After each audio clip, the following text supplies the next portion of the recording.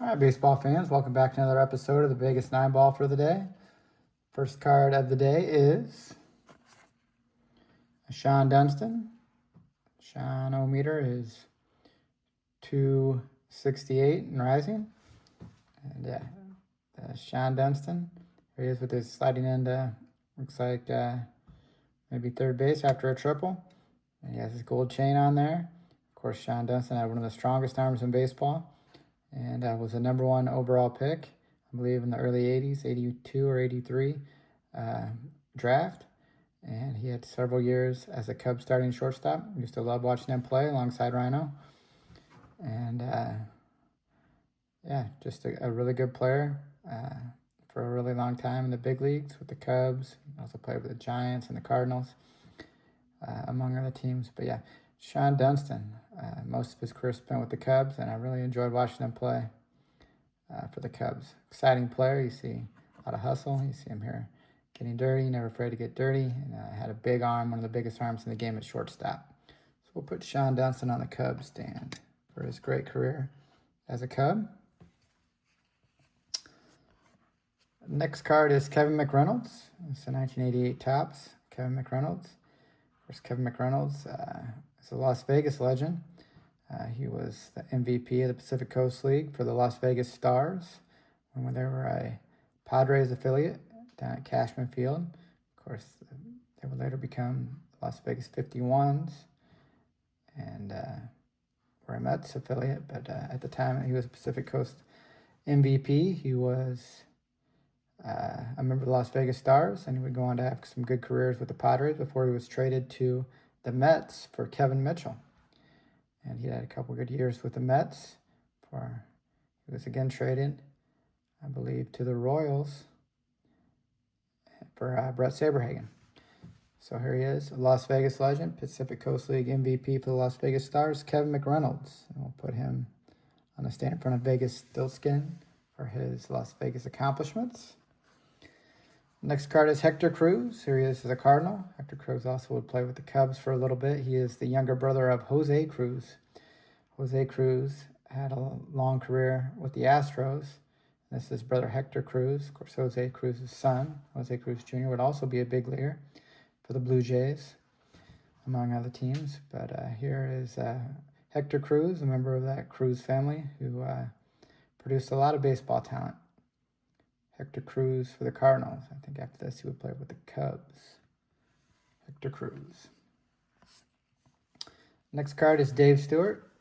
Dave Stewart, remember, was the ace of those teams with McGuire and Canseco and Ricky Henderson. And yeah, he was a really intimidating guy, the ace of those staffs. But he kind of bounced around before establishing himself with the A's. I remember him coming up with the Dodgers, and I think he went to the Phillies, and let's see, yeah, the Rangers and the Phillies, and it kind of bounced around just as kind of a average pitcher before he became a real ace for the A's on those teams. Very intimidating pitcher, and I always enjoyed watching him pitch. Dave Stewart, put him. I think he's a Hall of Famer. Put him on the stand.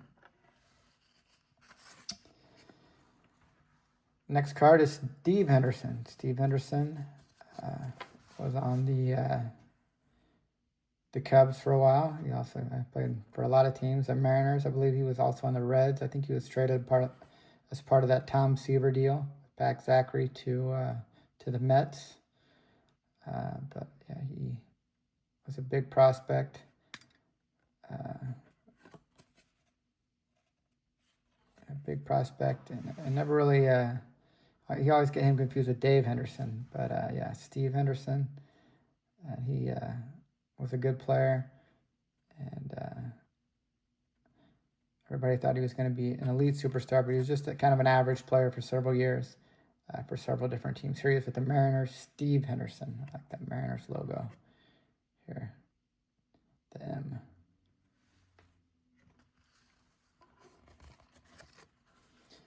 Next card is Terry Francona. Here he is, looking slim, and he still had hair.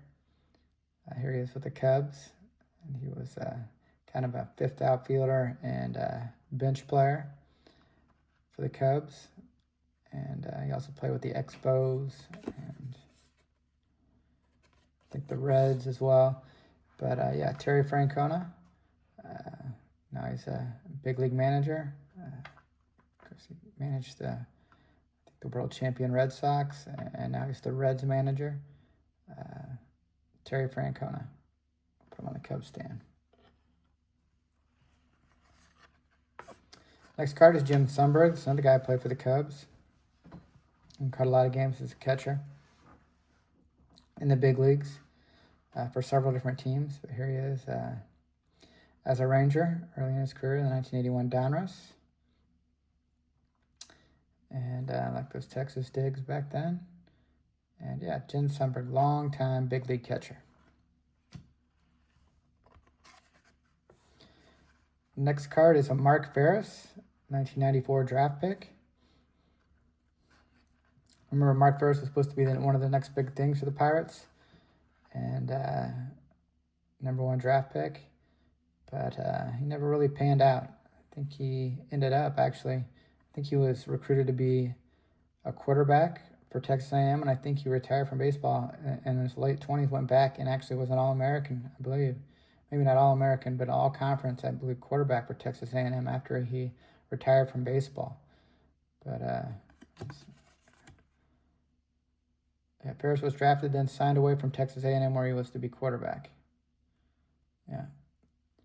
So I think he actually went back to be their quarterback and had a nice career at Texas A&M as a quarterback after he retired from baseball. Never quite panned out in baseball. Mark Ferris, 1994 draft pick. Nice looking card.